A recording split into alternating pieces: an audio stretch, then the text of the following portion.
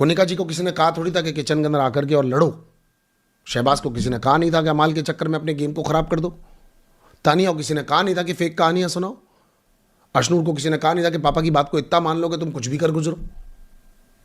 Right? ये बात आपको समझनी पड़ेगी कि किसी को किसी ने कुछ कहा नहीं था, तो फिर यहां पर अगर कहा ही नहीं था और गौरव ने अपना चुना रास्ता, वो कठिन था। सलमान सर ने क्लियरली कहा कि जिस लाइन पर ये चला वो बहुत कठिन था, मगर ये काम कर गया। ये है आज यहां तक। How he convince to public, ये लक मान लो या उसका अर्न मान लो। How he convince to makers, कि मेकर्स के काम नहीं आने के बावजूद भी वो यहां तक खड़ा है और ट्रॉफी जीत के जाने की कुव्वत रखता है। तो कैसे मेकर्स कन्विंस हुए होंगे? क्योंकि मेकर्स कभी भी किसी को भी किसी भी आड़ में निकाल तो सकते हैं ना। तो फिर वो कैसे रह गया शो के अंदर, आप सोचो। तो वो रह गया, इसका मतलब मेकर्स को कहीं ना कहीं से ऐसे फील हुआ होगा, ऐसा फील हुआ होगा कि मास ऑडियंस शायद इसको देखना चाहती है, इस तरह के व्यक्तित्व को, इस तरह के इंसान को देखना चाहती है।